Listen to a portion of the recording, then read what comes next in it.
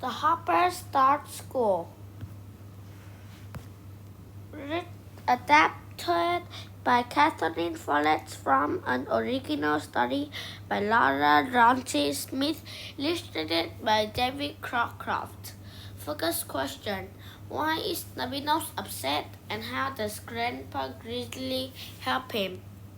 The Hoppers were asleep in their beds when suddenly Mother Hopper called, "Wake up, Hoppers! It's the first day of school." Three of the Hoppers didn't want to wake up early, but Fluffy Tail got up. "Wake up, Speedy Legs, Floppy Ears! Wake up, Stubby Nose! It's the first day of school." Finally, all four Hoppers were out of bed. They went downstairs to eat their breakfast and Stubby Nose sit down dialing.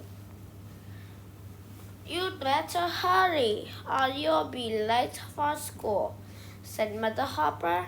The Hoppers began to eat their oatmeal, but the oatmeal was very hot. When suddenly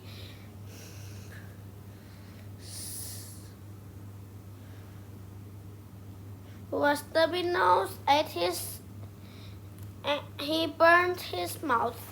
"Ow!" he howled. "That oatmeal is too hot. Quick, take a drink of water." Stubby Nose said Speedy Legs. "Swallow some milk," said Floppy Ears.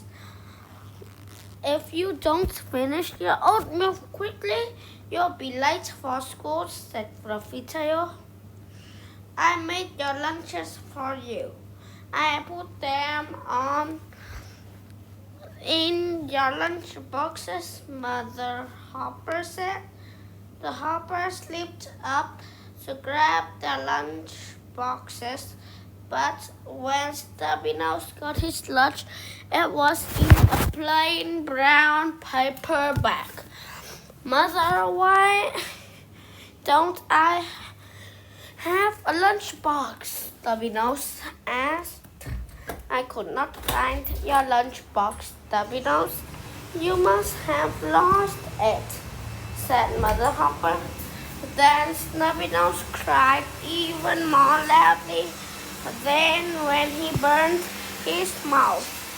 "There is no more time for crying, Stubby Nose," Mother Hopper said. "You have to get to school before the bell." The four Hoppers started out on the road to school. Stubby Nose sniffed and cried. "You have to stop crying, Stubby Nose. We'll miss the last bell," said Floppy Ears. "You were playing in the garden with your lunchbox.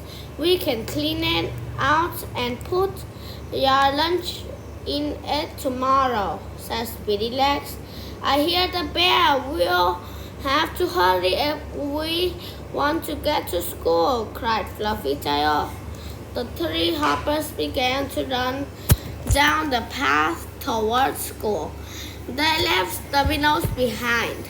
He didn't want to run. He was upset about his mouth and his lunchbox, and now he was late for school, and the other Hoppers had left him behind.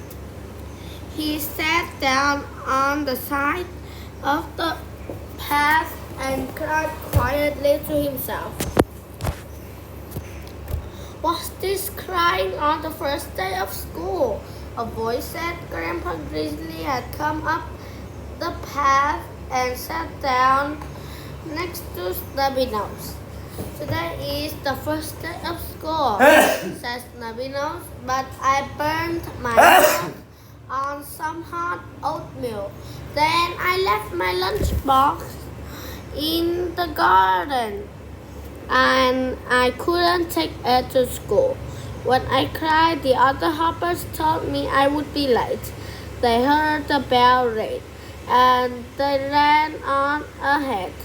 Grandpa Grizzly put his paw on Snubby's shoulder.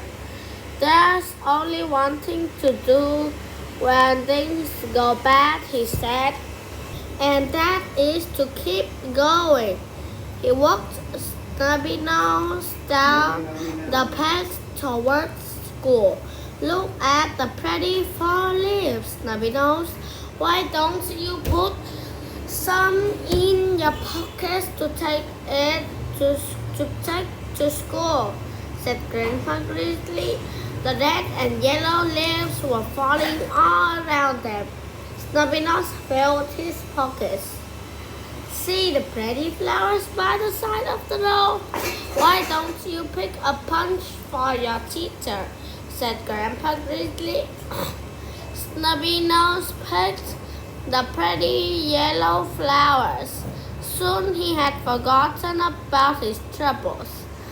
Here is the school, said Grandpa Grizzly, and I think I see the other hoppers, fluffy tail, floppy ears, and speedy legs, were all waiting in front of the school. They waved when they saw Snubby Nose. Before Snubby Nose ran to join them, Grandpa Grizzly stopped him. Do you feel better, Snubby Nose? Grandpa Grizzly asked. Yes, said Snubby Nose. If you feel bad again, remember the fall leaves and the flowers. Remember that you can feel better all by yourself, Grandpa Grizzly said. He took a shiny red apple out of his pocket and gave it to Snubby Nose. Thank you, Grandpa Grizzly, cried Snubby Nose.